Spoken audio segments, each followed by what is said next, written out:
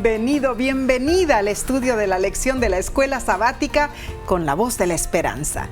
Es posible que veas este repaso por la televisión, por YouTube o Facebook, o quizá lo oigas por audio. Gracias por acompañarnos.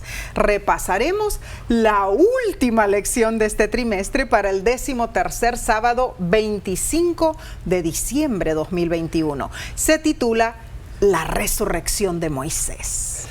Y como solemos hacer, Nesí, todas las semanas, ¿qué te parece si nos dirigimos a nuestro Padre Celestial? Amén. Padre que moras en los cielos, en este momento estamos con nuestros amigos, estudiando juntos las verdades del reino de los cielos. Que todo lo que digamos y hagamos sea para honra y gloria tuya. Y esto lo pedimos en el nombre de Cristo Jesús. Amén. Amén. Este trimestre hemos estudiado, Nesí, a Moisés, la historia de Moisés en el libro de Deuteronomio. Su vida, su carácter y sus mensajes. Así es. Dios utilizó para revelar su amor todas estas anécdotas y toda su vida. Así es. Y ahora llegamos al final de este estudio de Deuteronomio. Y también llegamos al final de la vida terrenal de Moisés, que será un aspecto un poco triste. Así es. El texto de esta semana se encuentra en el libro de Judas, versículo 9. Pero cuando el arcángel Miguel contendía con el diablo, disputando con él por el cuerpo de Moisés, no se atrevió a proferir juicio de maldición contra él, sino que dijo: el Señor te reprenda. Miguel es uno de los nombres de Cristo, según vemos en Daniel 10:13 y Apocalipsis 12:7. Notemos que no es simplemente el ángel principal, no, sino que es el que gobierna a los ángeles. El apóstol Pedro, en 2 de Pedro 2:11, no se refirió a este episodio mencionado por Judas, pero él habló en forma general de la conducta respetuosa de los ángeles en la presencia del Señor. Claro, Judas fue más específico y citó un ejemplo más crucial, el del encuentro personal entre Miguel y el diablo. En Daniel 10:13, Miguel es mencionado como uno de los principales príncipes. Daniel 12:1 dice que es el gran príncipe, y Judas 9, como lo leímos, lo representa como el arcángel. Títulos, o sea, desempeños. Claro, claro. La literatura judía describe también a Miguel y dice lo siguiente: el más encumbrado de los ángeles, el verdadero representante de Dios, el ángel de Jehová. Según el Midrash Rabbah, en el comentario de Éxodo, capítulo 12, versículo 29, Miguel fue el ángel que vindicó a Israel contra las acusaciones de Satanás. Un examen cuidadoso de las referencias bíblicas a Miguel nos permite concluir que no es otro sino nuestro bendito Señor y Salvador, Jesucristo. Eso es correcto, y yo sé que a muchos les cuesta aceptar esto, pero la palabra ágelos es mensajero. Claro. No es en sí una persona, un ser, sino es un título de lo que desempeña. Ahora, fuera del registro del libro de Judas, la única otra referencia bíblica a la sepultura de Moisés se halla en Deuteronomio capítulo 34, versículos del 5 al 6, donde explica que el Señor enterró a su fiel siervo y que el lugar de su tumba no fue conocido por los hombres. No. Judas revela que el cuerpo de Moisés fue el objeto de disputa entre Cristo y Satanás, siendo que Moisés apareció con Elías en el monte de la transfiguración. Podemos deducir que el Señor triunfó en la lucha contra el diablo, resucitó a Moisés y lo convirtió en la primera persona que fue objeto del poder resucitador de Cristo Jesús. Ahora, lo interesante es que Cristo no se atrevió a hacer algo contrario a su propia naturaleza perfecta y a su carácter en su condición de Dios. Él no iba a proferir juicio de maldición contra el diablo. Eso es tremendo, Omar. Satanás es el gran acusador, eso lo vemos en Apocalipsis 12:10. Sí. Así es. Es el gran difamador. Eso se encuentra en Zacarías 3, versículos del 1 al 2. Y Cristo nunca podía rebajarse a usar las armas del enemigo, no bajar a las vulgaridades del enemigo. Claro que no, eso es muy interesante, Omar.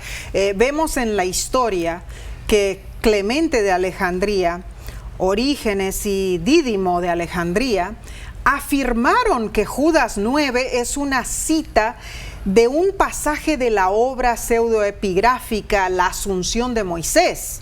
Ahora, ese fue un escrito judío hecho en hebreo y arameo durante el siglo I después de Cristo. Ajá. De esa obra solo se han preservado fragmentos y en ninguno de esos fragmentos se encuentra el pasaje en cuestión.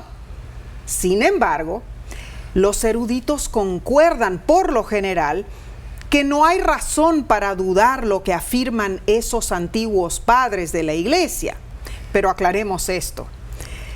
El hecho de que Judas citó de la Asunción de Moisés no nos obliga a aceptar esa obra como inspirada de ninguna manera. Ahora, si Judas la citó, solo estaba usando el material verídico contenido en esa obra. ¿Por qué podemos estar de acuerdo con esta afirmación? Porque en las Escrituras vemos que Moisés juntamente con Elías aparecieron en el monte de la Transfiguración.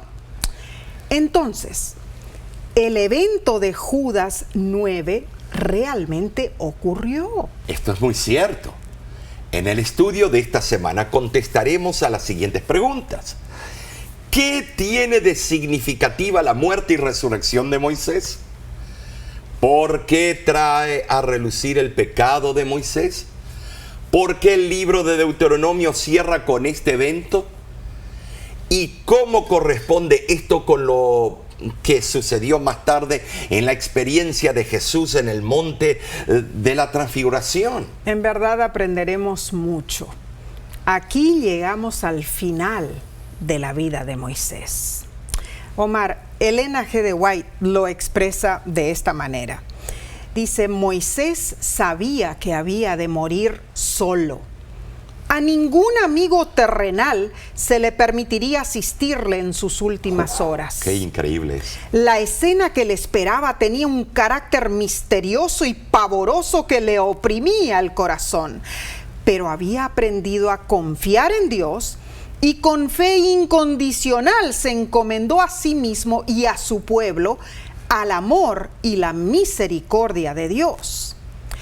Así como la vida y el ministerio de Moisés revelaron tanto sobre el carácter de Dios, así también su muerte y su resurrección, ¿es cierto, Omar? Pero sigamos, Omar, pasemos a sigamos a la lección del domingo 19 de diciembre titulada El pecado de Moisés, primera parte. Oh, hay primera y segunda, ¿eh? Sí. No hay duda que los milagros eran constantes. Por doquiera que iban los hijos de Israel, hermanos, Dios les proveía agua pura y fresca para la supervivencia del pueblo. ¡Qué bendición! Extraordinario.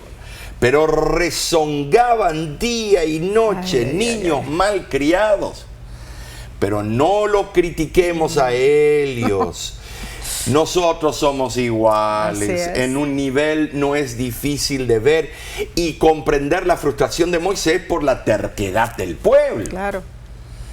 Después de todo lo que el Señor había hecho por ellos, las señales, los prodigios y liberación milagrosa, estaban finalmente en las fronteras del lugar prometido por Jehová, la tierra prometida que habían esperado tanto tiempo.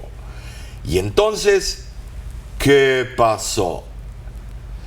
Dios les manda la última prueba de fe. Les faltó agua y comenzaron a conspirar contra Moisés y Aarón. Tremendo eso. ¿Acaso Dios no podía proporcionarles agua ahora como había hecho por ellos tantas veces antes? ¿Estaba Dios tentándolos o estaba Dios probándolos? Muy diferente tentar que probar. Dios no tienta, Dios prueba. Así es. Por favor, hermanos, claro que Jehová proporcionaría agua. Amén. Dios no los iba a abandonar. Él no te va a abandonar a ti ni a mí. Amén, amén. Pero vemos lo que pasó en Números 20 del 1 al 13. Y habló Jehová a Moisés diciendo: toma la vara y reúne la congregación, tú y Aarón tu hermano, y hablad a la peña a vista de ellos, y ella dará su agua.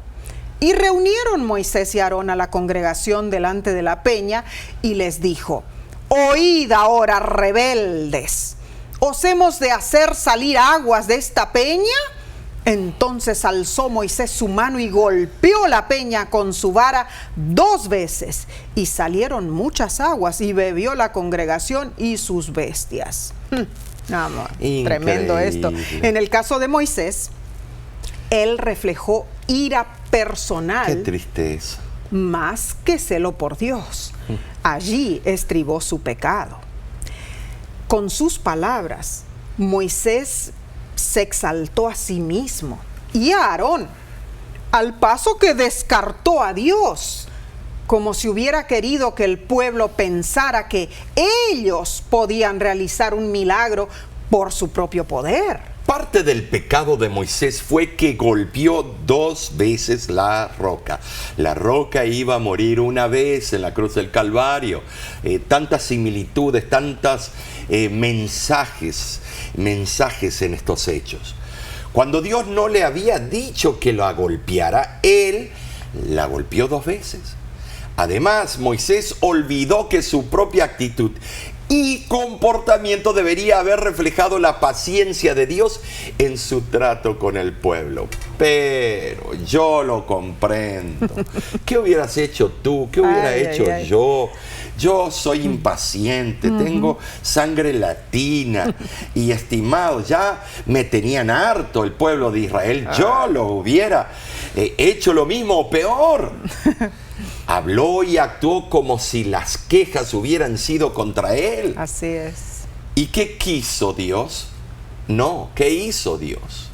Bueno. Dios hizo frente a la situación con un milagro. Claro. No contradijo a Moisés en ese momento, no. sino fluyó una abundante provisión de agua a pesar de la actitud de Moisés y de Aarón. Tremendo eso. Qué tristeza, vuelvo a decirlo. Moisés perdió la paciencia. Y a veces nosotros hacemos lo mismo, no a veces, constantemente, sí. Muchas veces. Nos salimos de las casillas. Es cierto, Omar. Por eso la lección nos pregunta: ¿con qué frecuencia decimos o incluso hacemos cosas en un ataque de ira y hasta creemos que la ira es justificada? Multitud de veces caemos en ese error, el mismo error que cometió Moisés. Es cierto, Nessie. Perdemos la paciencia con nuestros hijos, con nuestros padres, hasta con nuestros hermanos en la iglesia. Es cierto. ¿Cómo podemos aprender a detenernos, a buscar el poder de Dios para decir y hacer lo correcto antes de decir y hacer lo incorrecto? Bueno, el libro de Hebreos, capítulo 12, versículo 1, aconseja: despojémonos de todo peso y del pecado que nos asedia y corramos con paciencia la carrera que tenemos por delante. Despojémonos, dice la palabra de Dios, de todo peso del pecado y también corramos con paciencia, dice Hebreos. Interesante, Omar, que leíste eso. Y me gusta el corto poema de autor desconocido titulado La paciencia. Qué bueno. Dice así: como la gota que la peña orada, cayendo levemente noche y día, así consigue ver con alegría la paciencia su obra terminada. Nadie le estorba ni arrebata nada, al perseguir su objeto con porfía, prosigue su labor y en Dios confía hasta llegar al fin de la jornada. Con gotas de agua formáronse los mares, con menudas arenas el desierto, con minutos periodos seculares, con la paciencia y derrotero cierto, el peregrino llega a sus hogares y el navegante al suspirado puerto. En realidad, Omar, todos tenemos malos momentos y a veces actuamos con enojo, nos olvidamos de ser pacientes.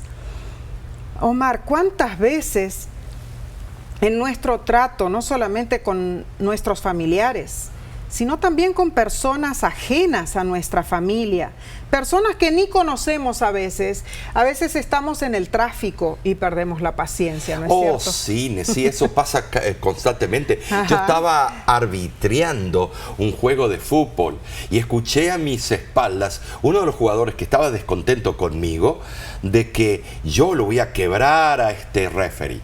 Me paré el juego, me di media vuelta y en vez de sacar la tarjeta amarilla o algo, fui y lo confronté y le dije, ¿qué estás planeando hacer? ¿Por qué? Porque tenemos esa lucha interna con la carne. Así es. Se nos sube, empiezan a vibrar las pulgas en nosotros. Y también tenemos que pensar que muchas veces estamos estresados, ¿no es cierto? Sí, y nos desahogamos. Es cierto, nos desahogamos con la persona menos esperada y muchas veces esa persona no tiene la culpa. Pero a veces sí lo tiene, pero igual no tenemos que hacerlo. No. A veces sí merecemos un cocotazo, pero no lo vamos a hacer. No, la verdad, mis hermanos, es que hoy podemos acercarnos a Dios y con sinceridad orar y pedirle que su perdón cubra nuestra vida, que nos enseñe a ser pacientes con todos los que nos rodean. Este estudio, Omar, en realidad está impactándonos en forma práctica y certera. Y vamos a seguir estudiando con la lección del lunes, pero primero tomaremos un corto receso. Volvemos en unos instantes.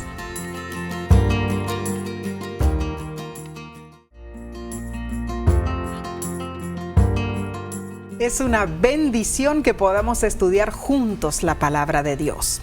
Pasemos a la parte del lunes, Omar, 20 de diciembre, titulada El pecado de Moisés, segunda parte. Bueno, para eso, leamos el libro de Números, capítulo 20, versículos 12 y 13. Y dice así: Y Jehová dijo a Moisés y a Aarón: por cuanto no creísteis en mí para santificarme delante de los hijos de Israel, por tanto, no meteréis esta congregación en la tierra que les he dado. Estas son las aguas de la rencilla por las cuales contendieron los hijos de Israel con Jehová, y él se santificó en ellos. Según este texto, hubo más en el pecado de Moisés que su intento de tomar el lugar de Dios, que de paso ya era bastante malo en sí. Cierto.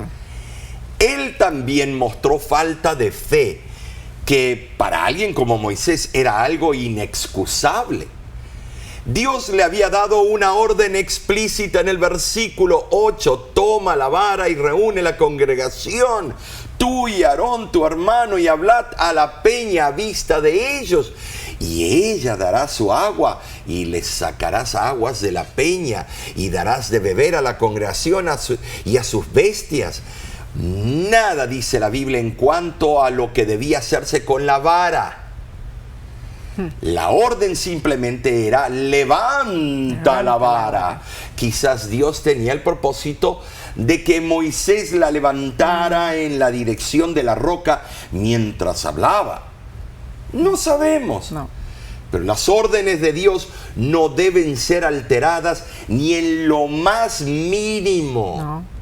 Recordemos las palabras de Cristo cuando dijo en Mateo 5:18 que ni una jota ni una tilde se debe cambiar de la ley de Dios. Esto es serio, Nesí. Es tremendamente serio, Omar.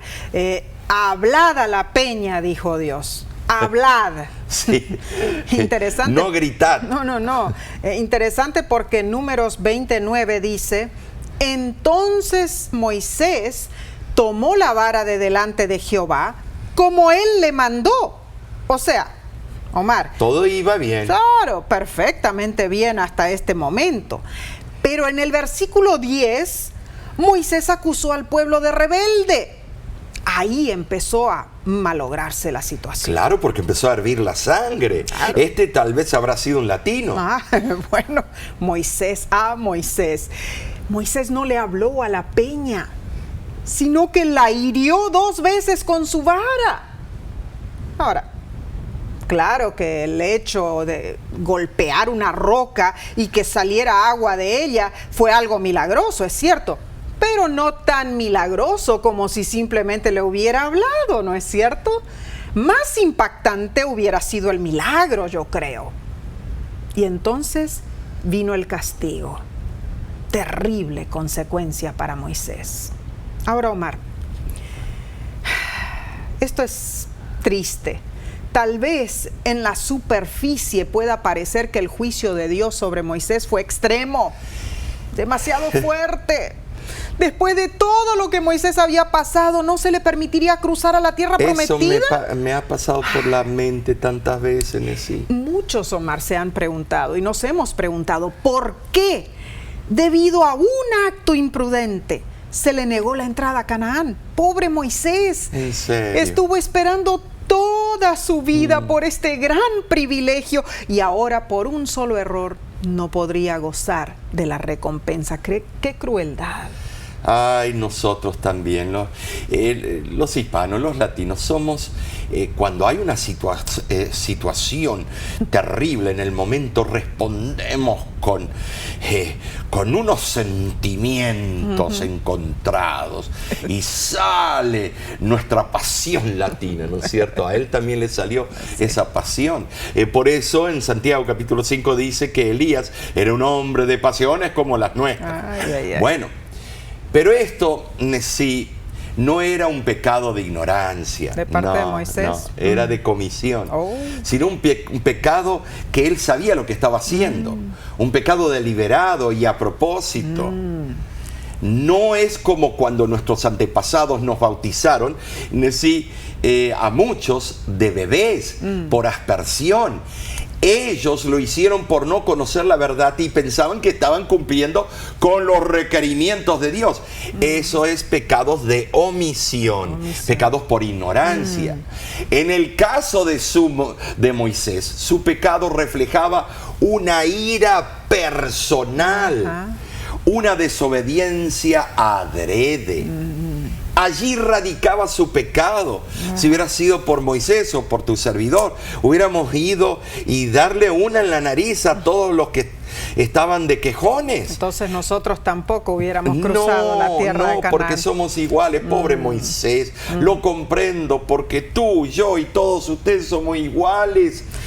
¿Quién va a decir que es diferente que él? Así es, qué lección para el siervo de Dios.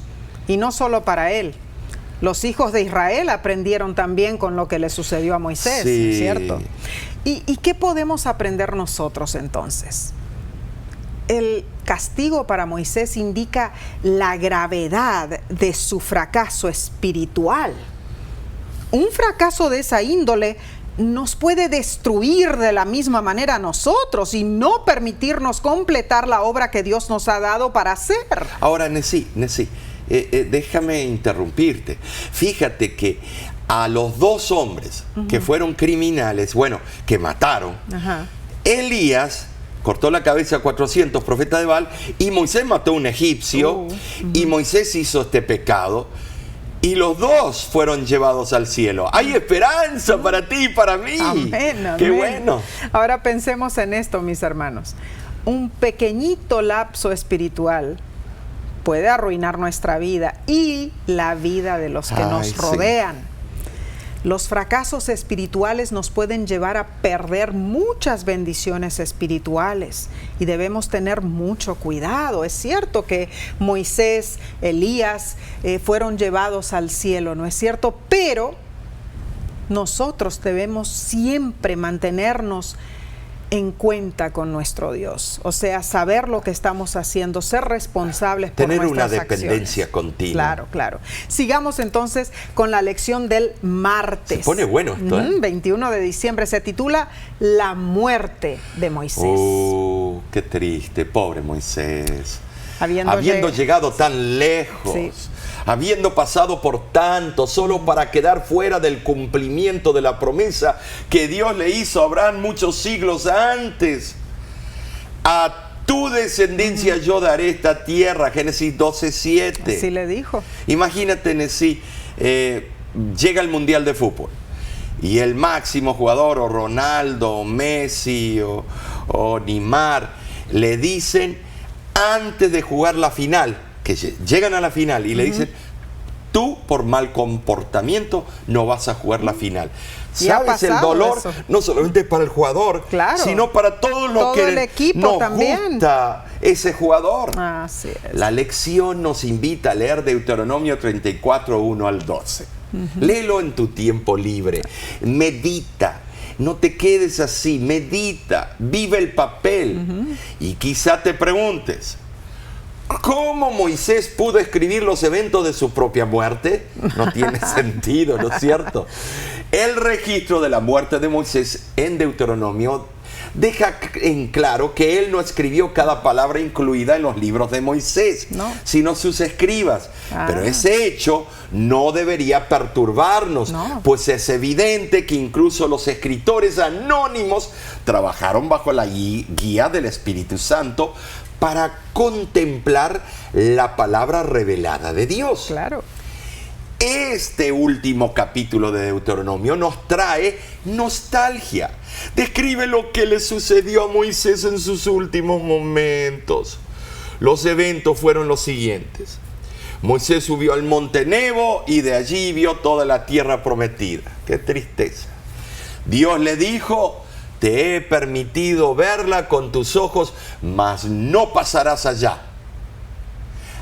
Allí, en ese lugar, murió.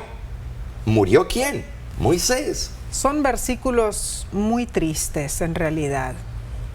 Y me pongo a pensar en nuestra vida, en nuestra experiencia. Y pensando allí en el monte Nebo, Omar, nosotros hemos estado allí, ¿no es cierto? En el monte Nebo. Increíble. Recuerdo que el día que visitamos ese lugar salimos desde Amán, en Jordania. Sí, la capital. Y llegamos al mirador, a la cumbre del monte Nebo. Y vimos lo que él vio. Queda a unos 817 metros de altura. Y era una tarde clara, no había bruma. El sol se estaba casi poniendo y desde allí pudimos divisar lo que vio Moisés. La Tierra Santa. La Tierra Santa. A lo lejos vimos la ciudad de Jerusalén, ¿no es cierto? El monte de los Olivos, desde allí lo vimos. El río Jordán también se ve desde allí. El valle de Jericó, también el Mar Muerto. Yo recuerdo haber cerrado mis ojos y pensado en ver a Moisés allí en ese momento. ¿Qué cosa? Parado allí en la cima del Nebo, con 120 años de edad. Y pudo verlo todo, Omar. Dice que los ojos eran la vista de un joven. Deuteronomio 27 dice que sus ojos nunca se oscurecieron ni perdió su vigor. Wow. Y la sierva del Señor lo explica, explica un poco lo que Moisés habrá sentido en ese momento. Y dice, en completa soledad, Moisés repasó las vicisitudes y penurias de su vida desde que se apartó de los honores cortesanos y de su posible reinado en Egipto para echar su suerte con el pueblo escogido de Dios. Evocó aquellos largos años que pasó en el desierto cuidando los rebaños de Jetro, la aparición del ángel en la zarza ardiente y la invitación que se le diera de librar a Israel. Volvió a presenciar por el recuerdo los grandes milagros que el poder de Dios realizó en favor del pueblo escogido y la misericordia longánime que manifestó el Señor durante los años de peregrinaje y rebelión. Mientras Moisés examinaba el resultado de sus arduas labores, casi le pareció haber vivido en vano su vida de pruebas y sacrificios. Hasta el último momento, las fuerzas físicas de Moisés eran tan lozanas y vigorosas como siempre lo habían sido. Increíble. Y el apóstol Pablo asegura que Moisés fue fiel en toda la casa de Dios como siervo. Hebreos 3:5 Nesí. Amén. La palabra griega que aparece en este texto es therapon. De esa palabra vienen los vocablos terapéutica, terapia. El término indica un ministerio fiel y compasivo como el de un médico que vela por un enfermo. Cierto. Es interesante notar que el griego moderno usa la palabra therapon para designar al médico. Entonces, el tierno, amante e inagotable cuidado de Moisés por su pueblo se registra en la Biblia para su encomio y para gloria y honra de Jehová. Y cuenta la Biblia que solo Jehová vio el lugar exacto donde le sobrevino la muerte a Moisés. Al diablo le hubiera agradado muchísimo retener a Moisés en los lazos de la muerte. Y con ese propósito, instigó a Cristo. Pero Moisés fue resucitado y llevado al cielo. Omar, hay muchas preguntas en cuanto a esto. Sí, porque Cristo no había venido, todavía no había cumplido su función de Salvador y Redentor al resucitar al tercer día. Cierto, pero que Moisés en verdad fue levantado de entre los muertos queda claro por su aparición con Elías, hablando con Jesús en el monte de la transfiguración, como lo dice Marcos 9, del 2 al 4. Lo acontecido en el monte Nebo marca la escena final, Nesí, de una verdaderamente vida grandiosa. Así es. En lo que se refiere a compañía física, Moisés estuvo solo en la hora de su muerte. Pero murió en los brazos de Dios. Wow. Y eso fue suficiente. La muerte no ofrece una perspectiva agradable, pero sí llega cuando el espíritu de la persona está en íntima comunión con el Espíritu de Dios. Y si llega de esa manera, no hay temor. No te debes preocupar. Aunque uno deba morir en la soledad, lejos de toda ayuda y compasión humanas, si se puede morir en la presencia de Dios, ese es un fin agradable, lleno de esperanza. La paz que inunda el alma de una persona que fallece entregada en las manos de Dios deja un testimonio profundo para los que quedamos vivos y nos alienta a seguir con fe nuestro caminar por esta tierra. Vemos esa paz cuando fieles siervos de Dios se van al descanso. Así sucedió con Elena de White. Después de una larga vida de servir al Señor, en 1915, a los 87 años de edad, ella sufrió un accidente que ocasionó una fractura intracapsular del fémur izquierdo. Su energía se apagaba y ella dijo: no tengo seguridad de que mi vida dure mucho tiempo, pero siento que soy acepta al Señor. Hermosa seguridad de una fiel hija de Dios. Ahora, Omar, yo también recuerdo a tu papá en 1998, al apagarse su vida, después de esa cruel lucha que él tuvo con un glioblastoma multiforme en su cerebro. En sus últimos días de estar consciente, él nos dijo a ti y a mí varias veces: los veré en el cielo. ¿Te acuerdas? Él estaba seguro. Claro. Un hombre lleno de errores, falacias, Tal vez hay personas que pueden apuntar los errores, pero si Dios perdonó a estos grandes hombres de la Biblia y grandes mujeres, ¿por qué no a mi papito? Claro, claro, alabado sea Dios, porque Él le dio esa paz en el último momento. Veremos a muchos fieles hijos de Dios ir al descanso, así como Moisés. Pero Dios tiene algo mejor reservado para todos ellos y para nosotros también. Así que no debemos temer la muerte. No. Difícil, ¿no es cierto? Difícil hacerlo. Pero debemos confiar que Dios nos llevará hasta ese último momento en sus brazos. Hay poder en la sangre de Cristo. Amén. Muy bien. Seguiremos entonces estudiando esta nostálgica lección, pero lo haremos después de una breve pausa. Volvemos enseguida.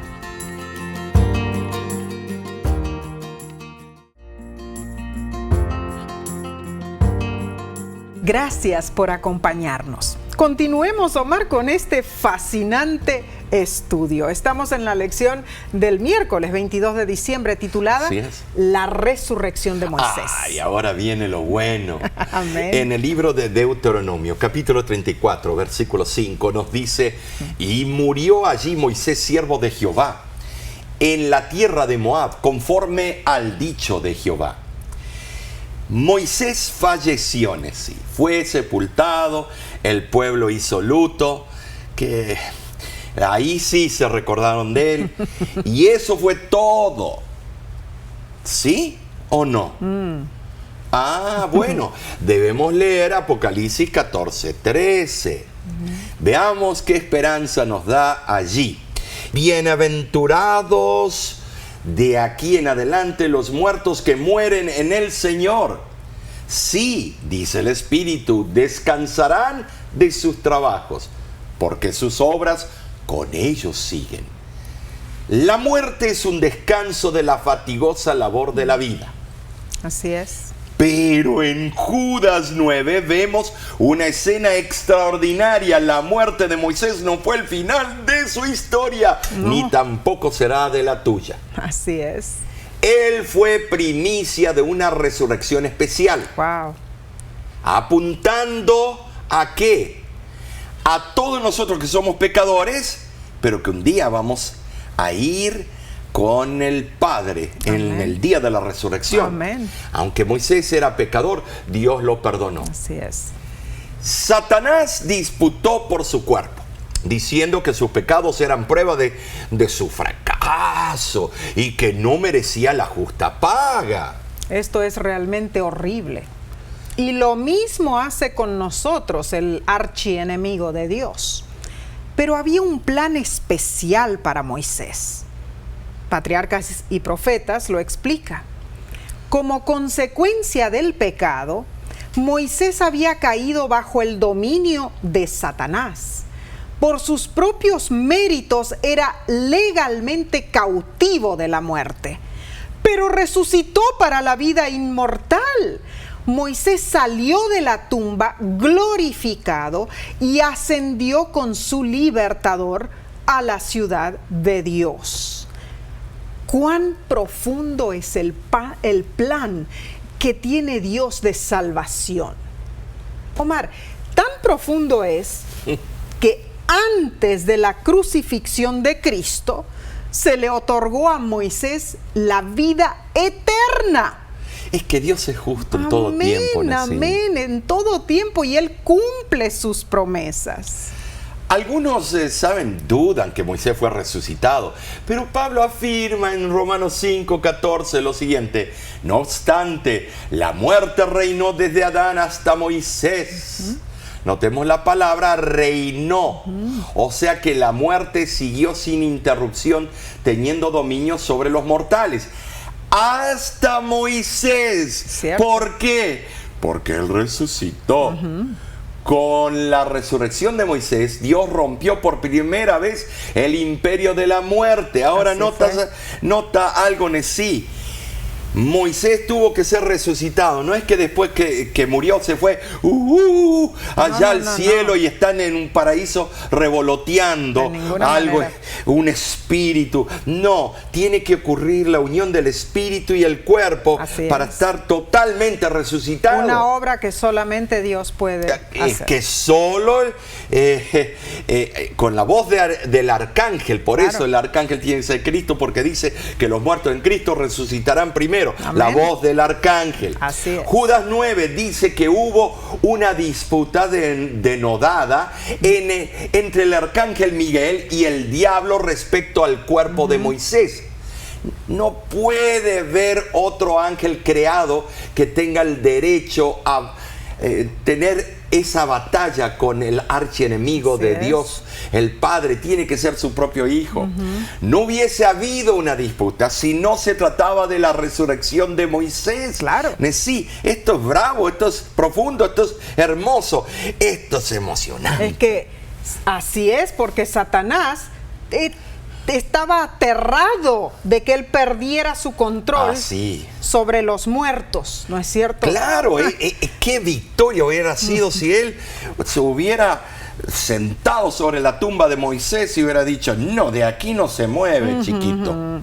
El libro Cristo Triunfante amplía nuestro entendimiento de ese evento y dice lo siguiente: nuevamente Satanás procuró entablar un conflicto con Cristo en relación a lo que consideraba como una ley injusta de Dios. Con su poder engañador, reiteró sus falsas declaraciones, indicando que no se lo había tratado con justicia. A pesar del calibre de sus acusaciones, Cristo no trajo en su contra el registro de la insidiosa labor de tergiversación y de fraude que había iniciado en el cielo, ni la secuela de falsedades que dijo luego en el Edén y que condujeron a la transgresión de Adán, ni la forma como agitó las pasiones de las huestes de Israel, incitándolas a la murmuración y la rebelión al grado que Moisés perdió su dominio propio. Cristo no respondió a Satanás, no pronunció ninguna acusación en su contra. No obstante, resucitó a Moisés de entre los muertos y lo condujo al cielo. En este episodio, Cristo ejerció por primera vez su poder a fin de quebrantar el poder de Satanás y dar vida a los muertos. Aquí comenzó su obra de vivificar lo que había muerto. De este modo, testificó que era la resurrección y la vida, y que tenía poder para rescatar a quienes Satanás había hecho cautivos, por lo que aunque murieran, volverían a vivir. Esta cita es algo tremendo, tremendo. Y nota que fue el arcángel Miguel que estaba contendiendo, ¿cierto? Con Satanás. Muy cierto. Pero si Miguel era un ser creado, no tenía el poder para resucitarlo a Moisés. No, de ninguna manera. El que fue a resucitarlo era el Hijo de Dios. Gloria a Dios. Que tenía el poder porque Él mismo es Dios. Amén. ¿Cómo lo compruebo? Bueno, Juan 1:1 dice que el verbo era ¿quién? El que hizo todo. Y en el versículo 14 dice que el verbo se hizo carne. Señores, atemos los eslabones. El título Miguel es un título para Cristo como soldado, como guerrero. Ese acto de Jesús trajo victoria sobre las tinieblas. Amén. La manifestación de poder fue testimonio fiel de la supremacía del Hijo de Dios. Así es. Moisés es el primer ejemplo en la Biblia de la resurrección de los muertos. Enoc fue llevado al cielo sin ver la muerte, Génesis 5:24, y Elías también, Segunda de Reyes 2:11. Moisés fue el primero en haber resucitado a vida eterna. En Cristo nuestro temor a la muerte desaparece. Conocemos al vencedor de la muerte, reclamamos las promesas que fortalecen nuestra confianza en el Dios que resucitará a los muertos en el último día.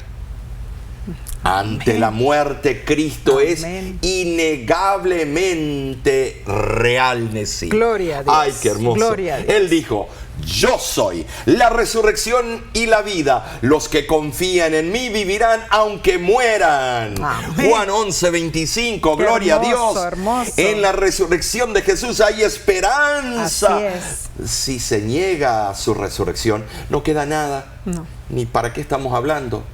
No quedan espíritus flotando hacia algún plano astral etéreo.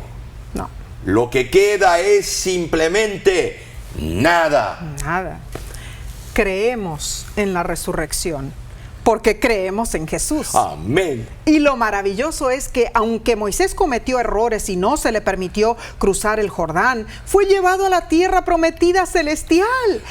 ¿Cómo pudo Cristo hacer ese milagro por un pecador como Moisés? La respuesta es por amor, por el sacrificio que Él hizo en la cruz del Calvario y por su resurrección. Gloria a Dios por esta Amén, esperanza. sí. Sigamos aprendiendo, Omar. Pasemos al día jueves 23 de diciembre. Se titula La resurrección de todos nosotros. ¡Oh, qué bueno! Ya nos toca el papel. Así es.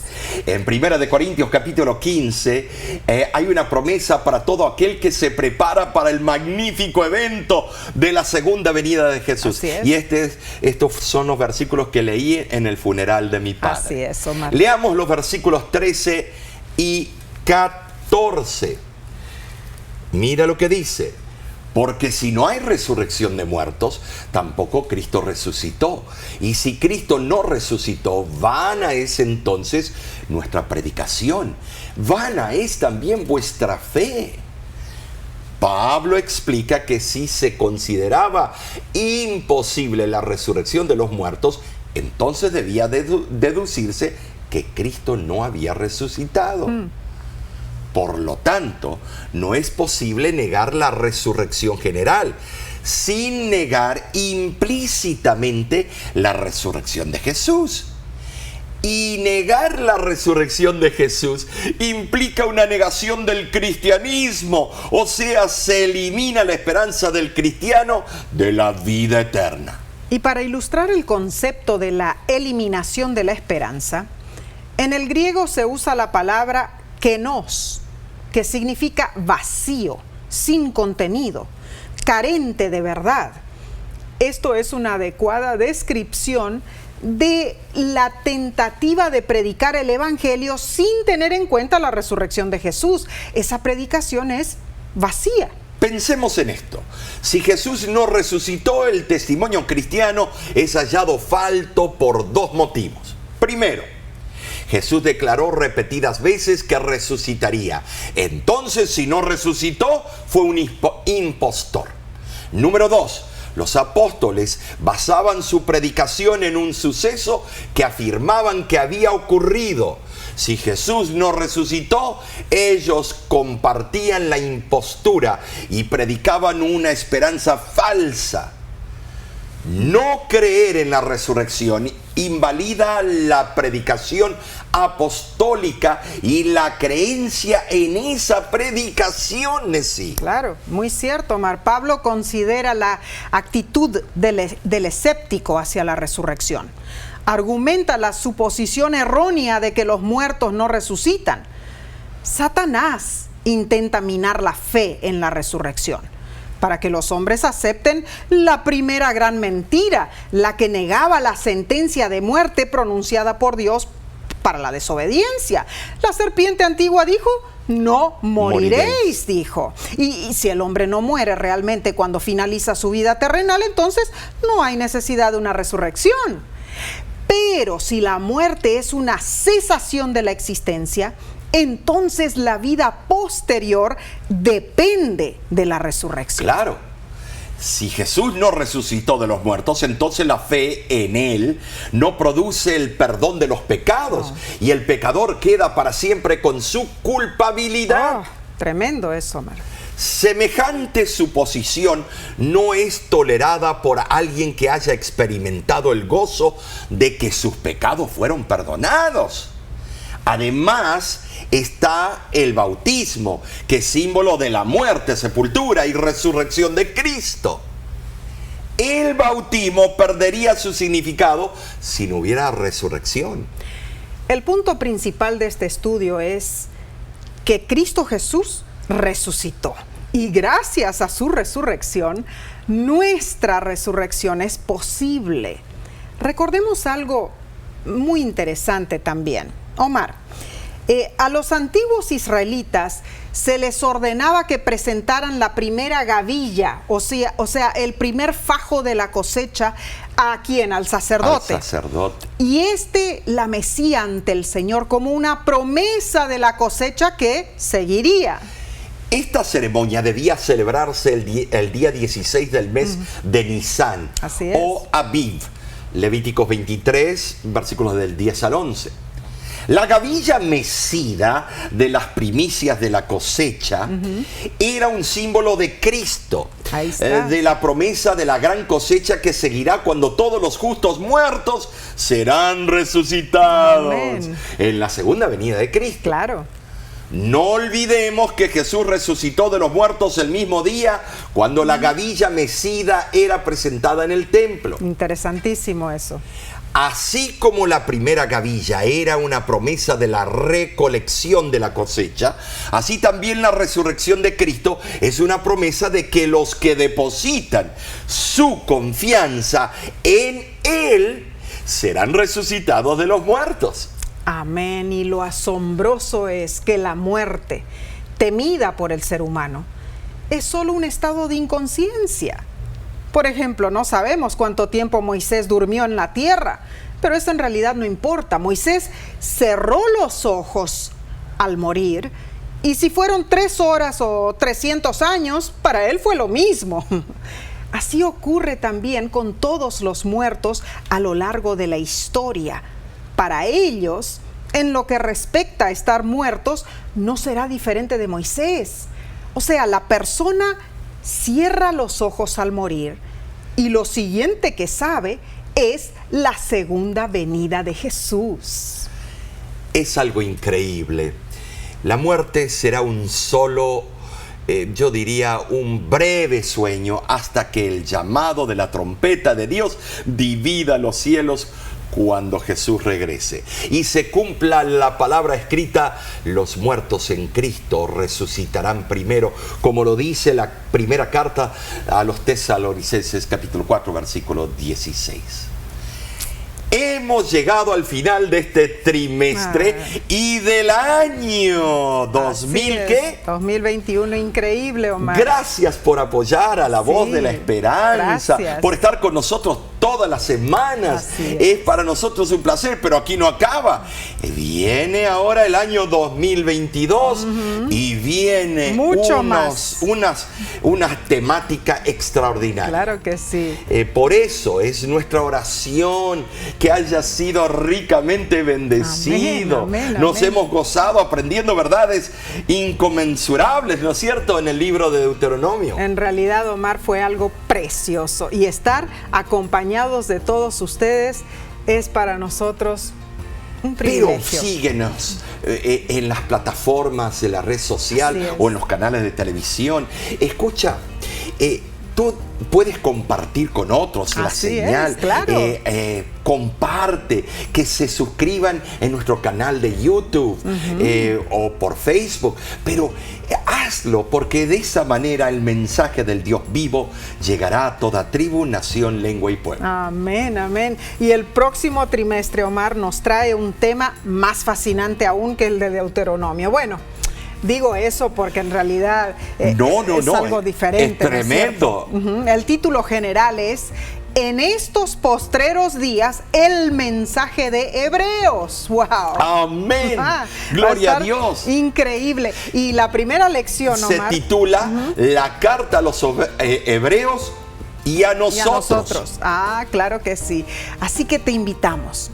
Acompáñanos nuevamente en este nuevo sendero de aprendizaje del primer trimestre del 2022. Y de nuestra parte te decimos a ti: que Dios te bendiga. hasta pronto.